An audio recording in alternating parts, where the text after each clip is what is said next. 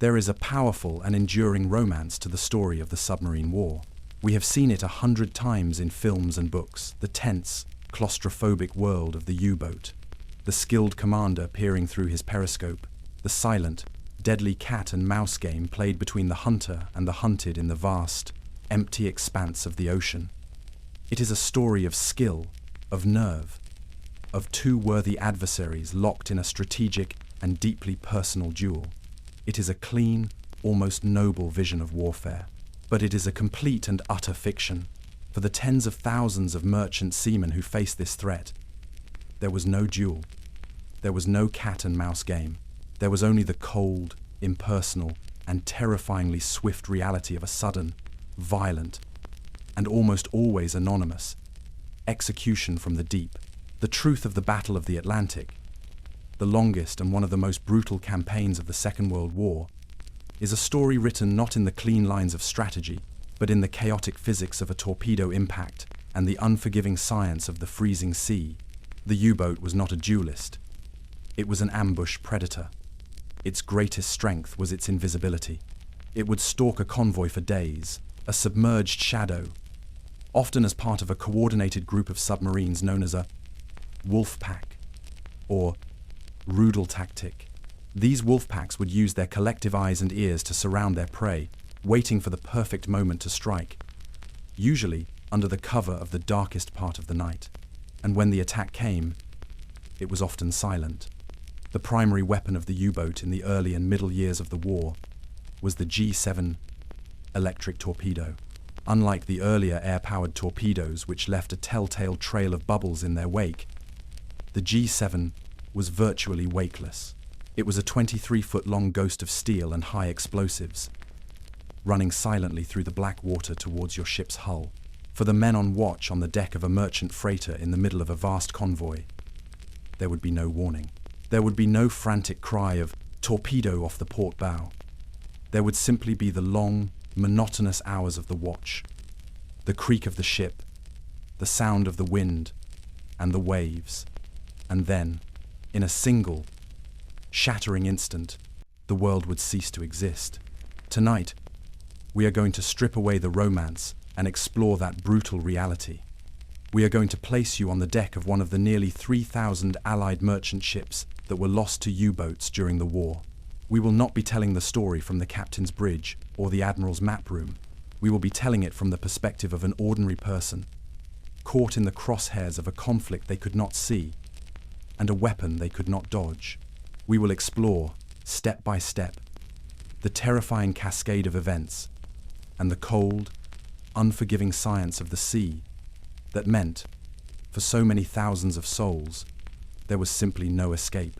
This is the story of why you, and almost everyone you knew, would not have survived a WWII U-boat attack. The convoy, a false sense of security in a sea of steel. Your journey into the dark, submarine-infested waters of the North Atlantic would almost certainly have begun with a sense of security, a belief in the simple, powerful logic of strength in numbers. You would not be sailing alone.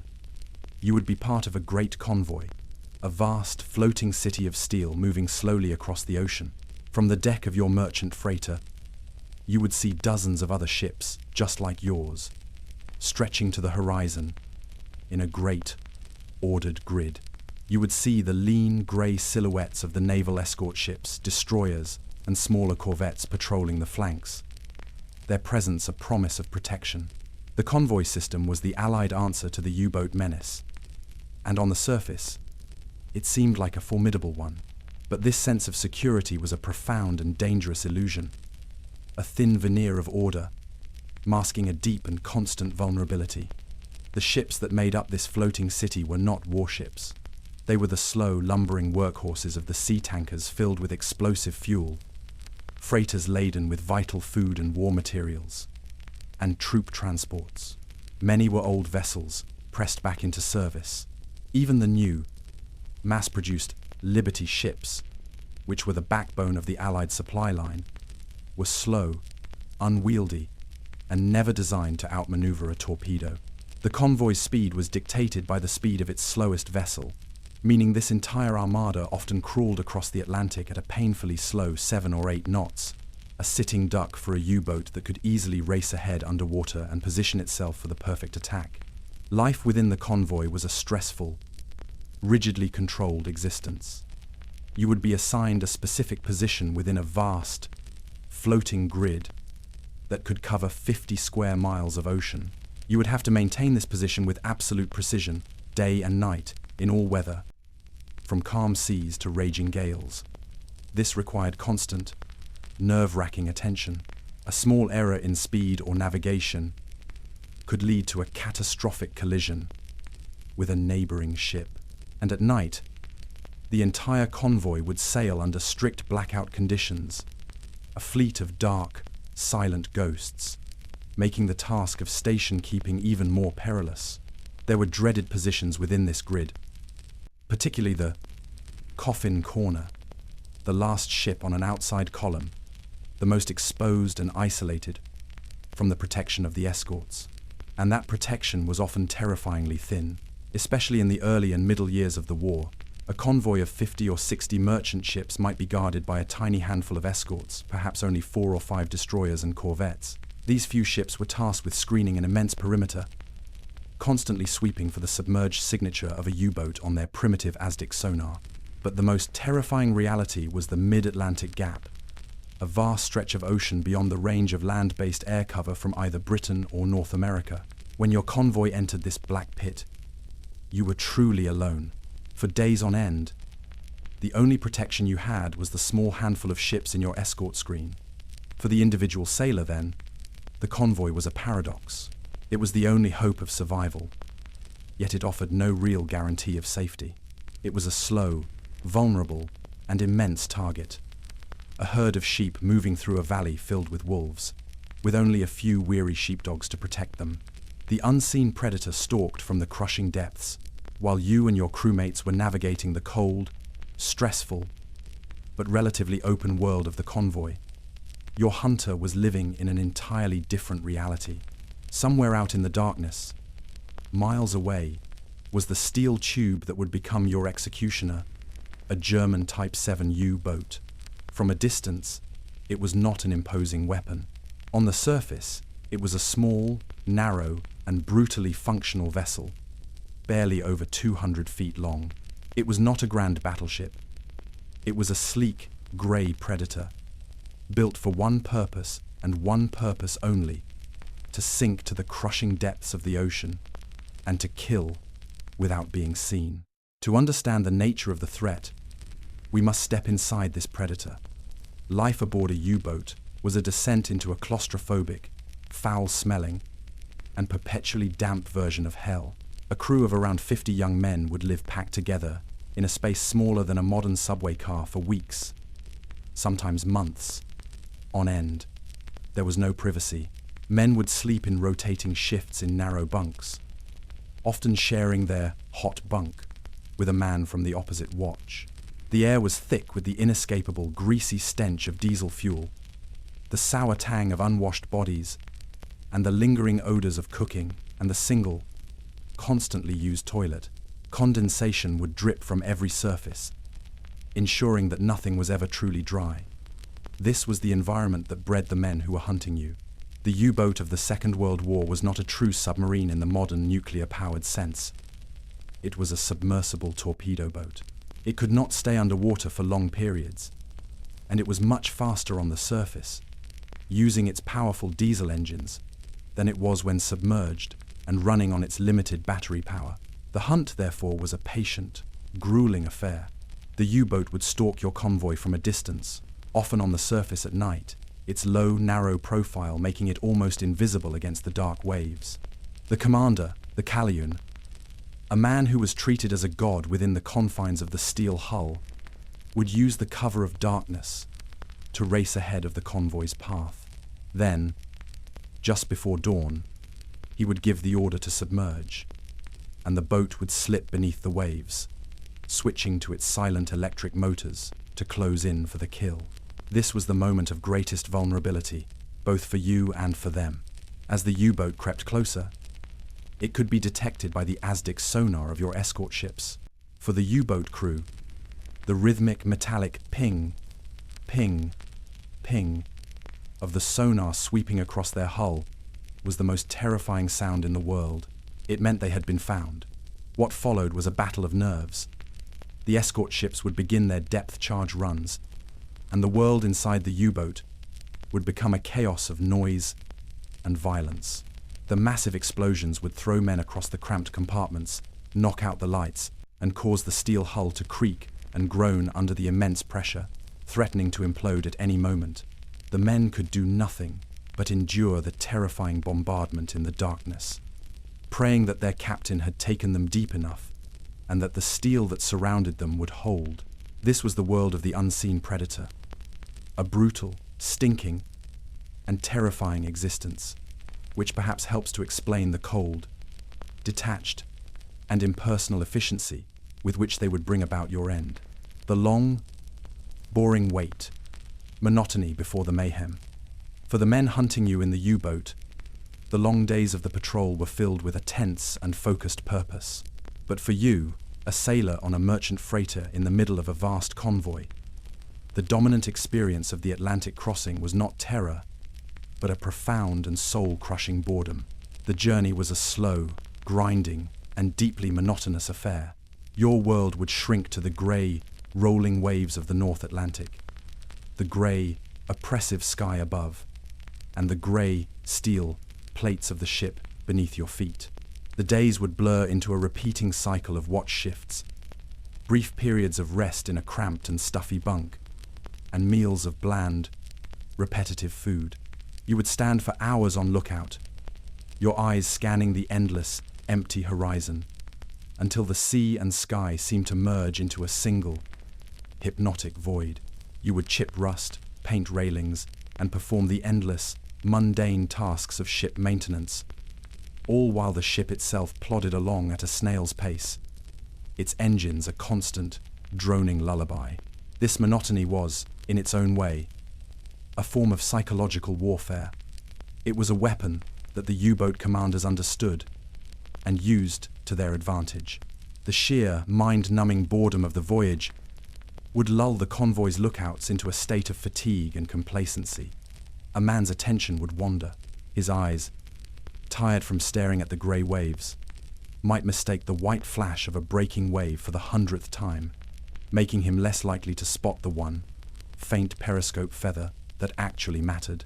This slow grind of boredom was punctuated by moments of high stress, the sudden violent maneuvers to avoid a potential submarine contact, the heart-stopping sound of an escort ship's alarm bells, or the nerve-wracking process of trying to maintain perfect station in a rolling sea during a total blackout.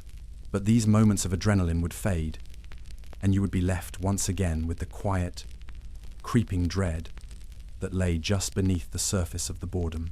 You knew the predators were out there, somewhere in the deep. You just didn't know when or from where they would strike. And so, you waited. You waited through the long, cold, uneventful days, and the even longer, darker nights, caught in a strange limbo between the mundane and the terrifying. The greatest danger, in the long hours before the attack, was not the fear itself, but the soul-crushing monotony that made you, for a single, fatal second, lower your guard. Through the periscope, the cold calculus of the attack, while you were battling boredom on the surface, your fate was being decided in a silent, red-lit world of focused intensity, 30 meters below the waves.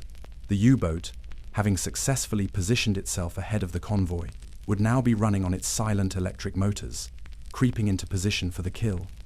The entire boat would be rigged for silent running. Unnecessary machinery would be shut down. The crew would move about in stockinged feet, and all conversation would be in hushed whispers. The only sounds would be the quiet hum of the motors, the creak of the hull, under the immense pressure of the deep, and the calm, clipped commands of the captain. He would be standing in the cramped control room, his eyes pressed to the rubber eyepiece of the attack periscope. This was the moment of the cold calculus. In the small, circular world of the periscope lens, Your vast convoy of ships would appear as a collection of dark, grainy silhouettes. The commander's job was not to attack wildly, but to select his targets with the precision of a surgeon. He would be looking for the most valuable prey, a large tanker, whose cargo of oil or aviation fuel would create a devastating secondary explosion, or a troop transport.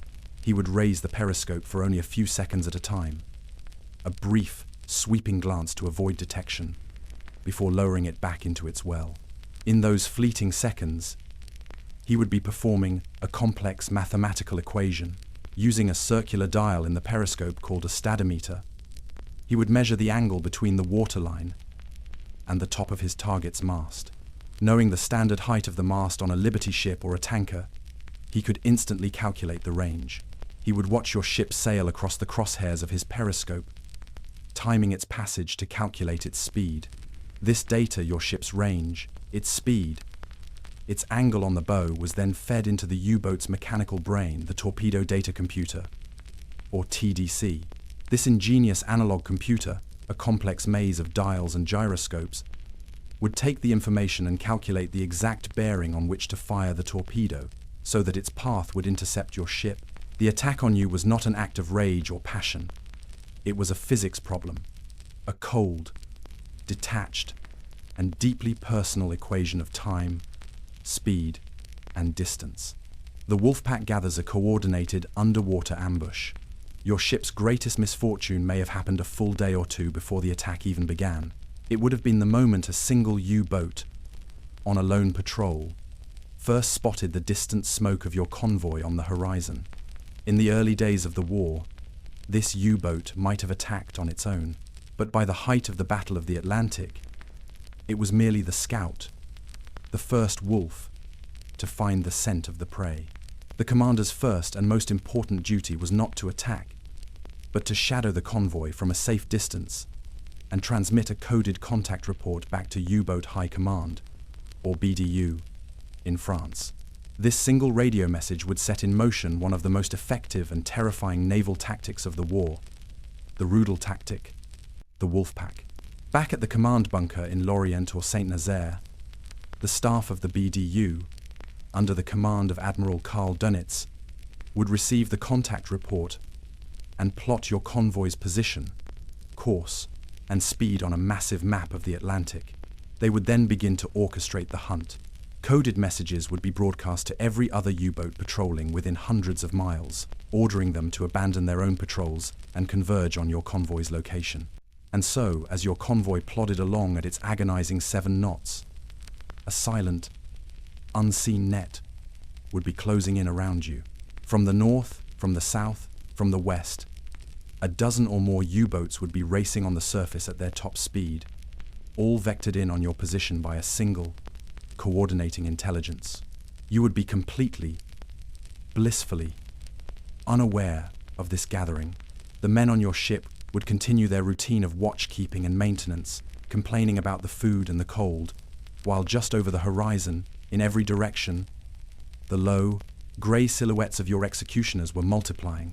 By the time the U-boat command gave the order to attack, usually on the second or third night after the initial contact, you were not facing a single predator. You were facing a coordinated underwater ambush. The Wolfpack had gathered, and the hunt was about to begin. The first second of terror, the hiss of the eel, the moment of the attack, when it finally came, would likely have been one of profound and mundane peace. It would be the dead of night, perhaps 2 in the morning, in the middle of a long and tedious watch. The sea would be black, the ship creaking rhythmically, the only sounds the hum of the engines and the rush of the wind. You might be staring out into the darkness from the bridge, or sipping a cup of coffee in the mess hall, or fast asleep in your bunk. In that one final second of your normal life, there would have been no warning at all. This was the terrifying genius of the German G70 electric torpedo. There was no telltale trail of bubbles hissing through the water towards your ship. There was no frantic cry from a lookout. No time to sound the alarm. No time for a desperate, last-minute turn.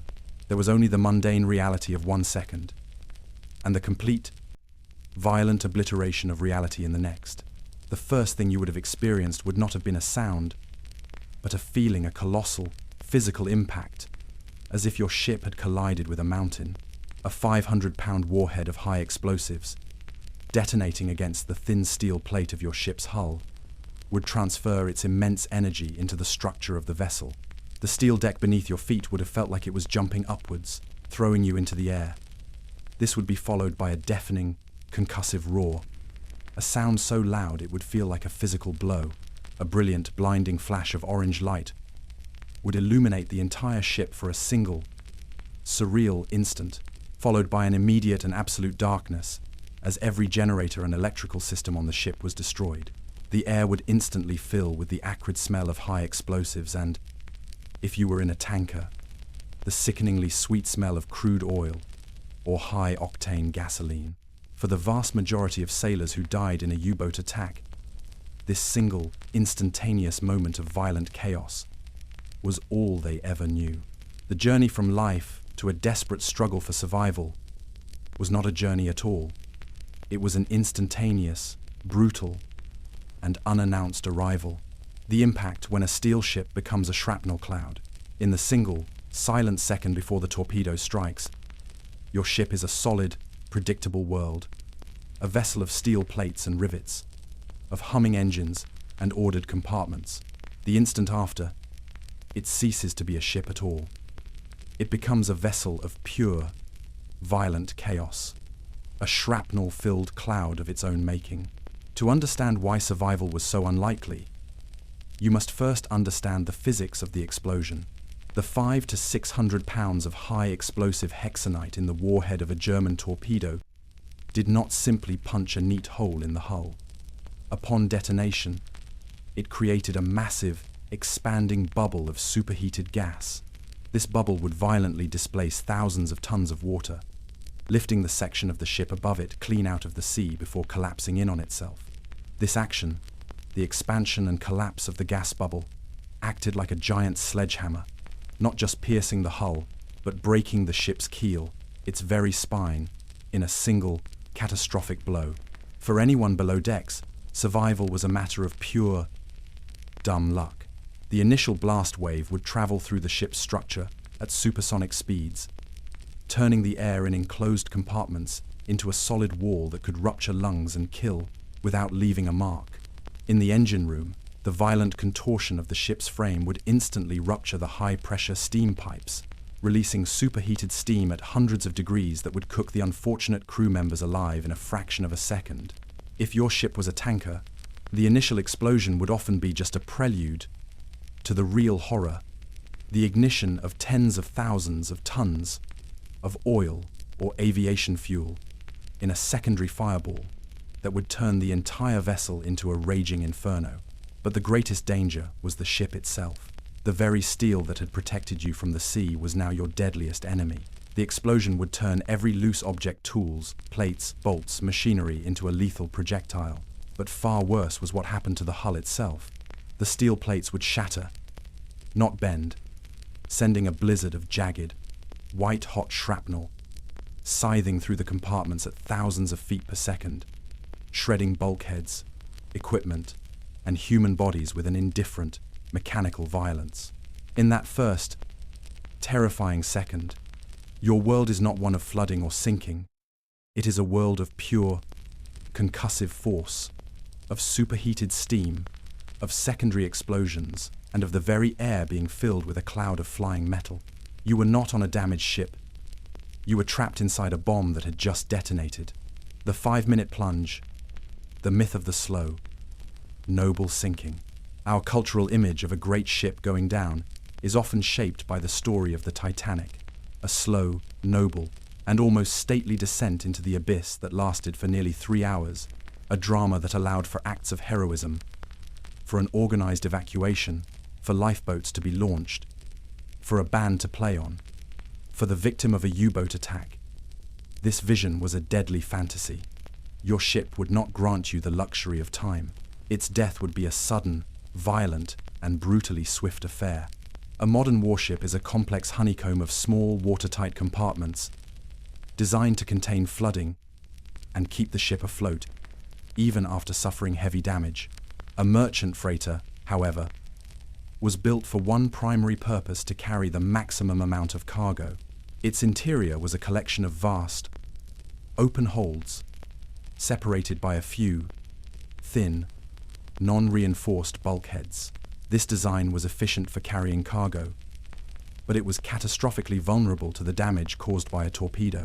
When the torpedo tore open the side of your ship, the sea did not seep in, it roared in. Thousands of tons of water would pour into one or two of the massive holds in a matter of seconds.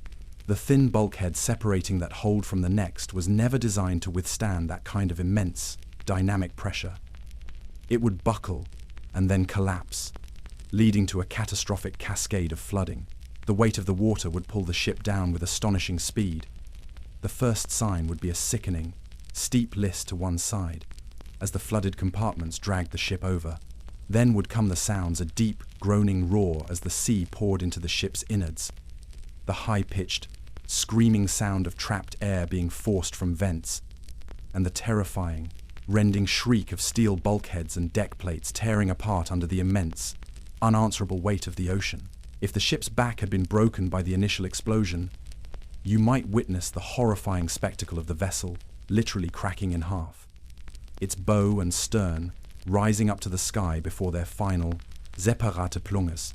The historical record is filled with accounts of fully laden merchant ships vanishing from the surface in 10 minutes, 5 minutes, sometimes even less than 2.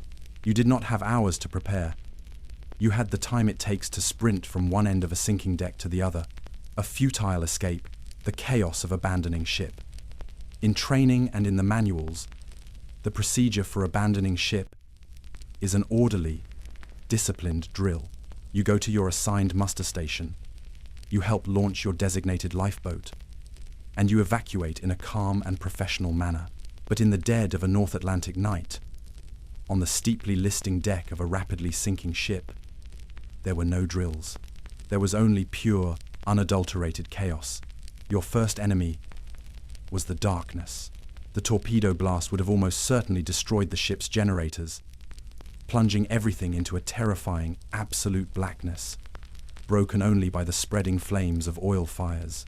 Your only guide would be the frantic, disoriented screams of your crewmates. Your second enemy was gravity. The deck, now tilting at a steep and ever-increasing angle, became a treacherous, almost unclimbable slope, often made slick with spilled fuel oil and the icy spray of the Atlantic.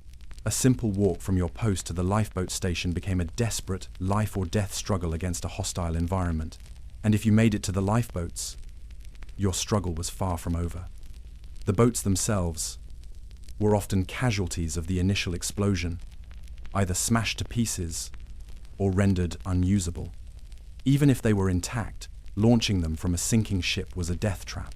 The davits and pulleys used to lower them were frequently twisted and jammed by the force of the blast. A common and horrifying scenario was for one end of the lifeboat, packed with desperate men, to drop before the other, spilling its occupants into the churning, icy water from a height of 50 or 60 feet, a fall that was often fatal in itself. The lucky ones might find a Kali float, a primitive type of life raft that was often little more than a large cork float covered in canvas, with ropes around the side to cling to. It offered no protection from the elements, but it was something to hold on to. For most, the only option was to simply get into the water. To jump before the ship's final, violent plunge could create a powerful suction that would pull you down with it into the abyss.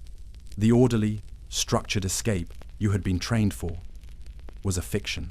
The reality was a desperate individual choice to leap into the freezing black ocean, a tiny, insignificant speck of life in a vast, indifferent, and deadly sea.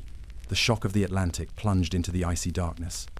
Whether you jumped, fell, or were washed overboard, your entry into the waters of the North Atlantic was not a swim. It was a physical assault. It was an act of violence so profound that for a huge number of sailors, the fight for survival was over in the first 1 to 3 minutes. The human body is a tropical organism, designed to function at a stable, warm temperature. The waters of the winter Atlantic, however, are often just a few degrees above freezing.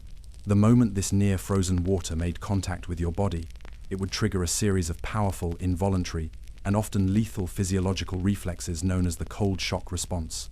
The first and most deadly of these is the involuntary gasp reflex. Your diaphragm would spasm uncontrollably, forcing you to take a sudden, deep, and desperate breath. If your head was underwater at that moment, as it often was after a fall or in a heavy swell, your lungs would instantly fill with water, and you would drown. It was not a matter of willpower or swimming ability. It was a pure, physiological short circuit. This was the fate of thousands of men, a death so swift they would never have known what was happening. If you were lucky enough to have your head above water during that first, convulsive gasp, the next phase of the cold shock would begin uncontrollable hyperventilation. Your body, in a state of panic, would begin to breathe at a frantic, rapid rate, up to 6 or 10 times its normal speed. This would make it impossible to hold your breath, impossible to swim in a coordinated manner, and almost impossible to even think clearly. You would be a panicked, gasping animal, focused only on the desperate need to get air into your lungs. For many, this phase would end in them swallowing enough seawater to drown, and even if you survived this, the initial shock would put a massive, sudden strain on your heart. The cold would cause the blood vessels in your skin to constrict instantly, causing your blood pressure and heart rate to skyrocket. For many of the older merchant seamen, this sudden, violent spike in blood pressure would be enough to trigger an immediate, massive cardiac arrest. Your fight for survival would be over before it truly began. A victim not of the U-boat, but of your own body's catastrophic reaction to the sheer, brutal shock of the cold. The burning sea fire, oil, and drowning in the swell. If you survived the initial plunge into the Atlantic, you had escaped the violence of man only to be delivered into the indifferent violence of the sea itself. Your new world was a chaotic hellscape of wreckage, darkness, and the desperate cries of your crewmates. The first thing you would have encountered was the oil. Your ship's own fuel, thick, black, heavy bunker oil, would have spilled from its ruptured tanks, spreading across the surface of the water in a vast, choking slick. This oil was a relentless enemy. It would get in your eyes, blinding you. It would get in your mouth and nose, making you gag and vomit. It coated your hands and clothes, making it almost impossible to get a firm grip on a piece of wreckage or the ropes of a life raft. And then, this oil slick could catch fire. If the torpedo had hit a fuel tank, or if sparks from the dying ship rained down on the slick, the very surface of the ocean around you would erupt into a rolling inferno. The air would fill with thick, acrid smoke, and the night would be lit by a terrifying, orange glare. You would be faced with an impossible choice: to stay in the heart of the fire and be burned alive, or to swim down, deep into the freezing black water, holding your breath and praying you could stay under long enough to escape the flames on the surface. Many men who survived the initial sinking would die here, caught between the fire above and the ice below. Even if there was no fire, the sea itself was a constant, powerful adversary. The North Atlantic is rarely calm. The long, rolling swell of the ocean, which seems so gentle from the deck of a large ship, becomes a series of towering mountains and deep valleys when you are at water level. You would be constantly lifted up to a crest, only to be plunged down into a trough, the other survivors and the wreckage of your ship disappearing from view. This constant, violent motion was utterly exhausting. It made swimming in any one direction almost impossible, and would often rip your hands from your grasp on a lifeboat or a piece of debris. For many, death would come not from a single, dramatic event, but from the slow, grinding exhaustion of simply trying to keep your head above the waves until your strength finally gave out and you were swallowed by the swell. The true killer, a slow analysis of hypothermia. If you survived the cold shock, the fire, and the initial exhaustion, you now had to face the true, primary killer of the North Atlantic: hypothermia. This was not a quick or dramatic death. It was a slow, methodical, and cruelly deceptive process. a scientific shutdown of the human body. The water, at just a few degrees above freezing, was a massive heat sink, and it was pulling the warmth from the core of your body with an unstoppable efficiency, many times faster than air of the same temperature. The first stage would be intense, uncontrollable shivering.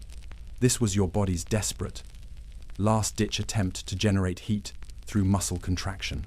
But this violent shivering also consumed a massive amount of your precious stored energy. As your core temperature continued to drop, the shivering would begin to subside, and the second stage would set in. You would lose control of your fine motor skills. Your hands, numb and useless, would become clumsy, claws, unable to perform simple tasks like opening a flare, untying a rope, or even holding onto a piece of wreckage. Then came the third and most insidious stage: mental confusion. As your brain temperature dropped, your ability to think clearly would dissolve. You would become disoriented, lethargic, and apathetic. And here, in the final stages, a strange and cruel paradox would often occur. The victim, their mind failing, would suddenly feel an overwhelming sensation of being hot. This is because the constricted blood vessels in their extremities would finally relax and fail, sending a last, deceptive rush of warm blood from the body's core to the skin. In this state of delirium, men were often seen to be tearing off their life jackets and clothing, convinced they were overheating, and willingly swimming away from the safety of the life raft to their deaths. It is a slow, quiet, and deeply lonely end. Your consciousness would simply fade. Your breathing would grow shallow, your heart would slow, and you would drift into a final, fatal sleep, your body surrendering at last to the killing cold. The other survivors, sharks, and the despair of the open ocean. The cold was the greatest physical threat, but the water held another, more primal terror, one that attacked not just the body, but the very sanity of the survivors. The immense, concussive blast of a torpedo explosion, the sound of a ship breaking apart, and the blood from the dead and wounded in the water all acted as a massive dinner bell, a signal that could travel for miles through the ocean and which would attract other, opportunistic survivors of a different kind. The most common and most feared oceanic predator on the Atlantic convoy routes was the oceanic white-tip shark. These were not the coastal sharks of popular imagination, but relentless, open ocean hunters, known for their unnerving confidence and persistence. For the men floating in the water, the first sign of their arrival would often be a single, dark, triangular fin, cutting calmly through the waves. Then another, and another. The sharks were in no rush. They would often circle the groups of survivors for hours, their movements slow and deliberate, bumping up against the dead bodies that were kept afloat by their life jackets. The psychological torment of this experience was unimaginable. The men could do nothing but float and watch, waiting for the inevitable. The sharks would often attack the dead and the badly wounded first, but the frenzy of a feeding, the sight of a crewmate being pulled under the water, would often send the entire group into a state of panic, which in turn would attract more attention. The story of the sinking of the USS Indianapolis, where hundreds of men were killed by sharks over several days, is the most famous example, but it was a reality for the survivors of many sinkings. Even if you were never directly attacked, the constant, circling presence of these predators, the knowledge of what was waiting for you just beneath the surface, was a form of mental torture that could break even the strongest of men. The faint hope of rescue, a lottery of life and death. In the midst of this unimaginable horror, your only hope was a single flickering ember of possibility rescue. You would spend the long hours scanning the horizon, praying for the sight of a ship's mast. But the reality was that your chances of being rescued were terrifyingly slim. The primary duty of the convoy's escort ships, the destroyers and corvettes, was not to rescue the survivors of a torpedoed vessel, but to protect the rest of the convoy and to hunt the U-boat that had just attacked. This led to one of the most agonizing experiences of the Battle of the Atlantic. A survivor, freezing to death in the water, would often see the silhouette of a friendly warship, a symbol of hope, steaming at full speed away from them. To stop in the water to pick up survivors when a U-boat was still known to be in the area was to turn the rescue ship into a stationary, perfect target. The cold, brutal calculus of war dictated that the lives of the 1,000 men on the rescue ship and the safety of the dozens of ships still in the convoy outweighed the lives of the 100 or so men already in the water. The escorts would pursue the U-boat and would only return to search for survivors hours, or sometimes even days, later, by which time it was often far too late. Even if a search was mounted, the odds were against you. The ocean is incomprehensibly vast. A group of men, their heads barely above the waves, or a single, low-lying life raft, is an almost impossible target to spot from a ship's bridge, especially in a heavy sea or at night. Your entire existence was reduced to a lottery of chance. Your only hope was that a ship would happen to pass through your exact, tiny patch of ocean, and that a lookout, in that exact moment, would happen to be looking in your exact direction and catch a glimpse of your waving arm or a flash of light from a signal mirror. For most, this moment never came. They were simply lost to the vastness of the sea, an impersonal end in a silent, unmarked grave. And so, we see that for the vast majority of the men who went into the water after a U-boat attack, there was no single, survivable event. There was only a relentless cascade of lethality, a series of hurdles, each one more difficult than the last. If you survived the initial violent chaos of the explosion and the shrapnel, you had to survive the terrifyingly swift plunge of the sinking ship. If you survived the plunge, you had to survive the initial, convulsive shock of the freezing cold water. If you survived the cold shock, you had to survive the fires, the oil, and the slow, grinding exhaustion of the ocean swell. If you survived all that, you had to endure the slow, creeping, and ultimately fatal descent into hypothermia, all while being circled by the silent, patient predators of the deep. And if by some miracle you endured all of that, you still had to win a lottery of astronomical odds to be rescued. The romantic vision of the submarine war, the noble duel between two skilled captains, was a complete fiction. The reality for its victims was a story of brutal, impersonal, and almost scientific efficiency. It was a war fought not against a man, but against a system of interlocking, lethal probabilities. The final truth of the U-boat war is that for the tens of thousands of souls who perished in the North Atlantic, their end was not a heroic last stand. It was a quiet, lonely, and anonymous surrender to the overwhelming forces of physics, biology, and the cold, dark, and utterly indifferent ocean. Their final resting place was not a hallowed cemetery, but a silent, unmarked grave lost forever in the crushing depths.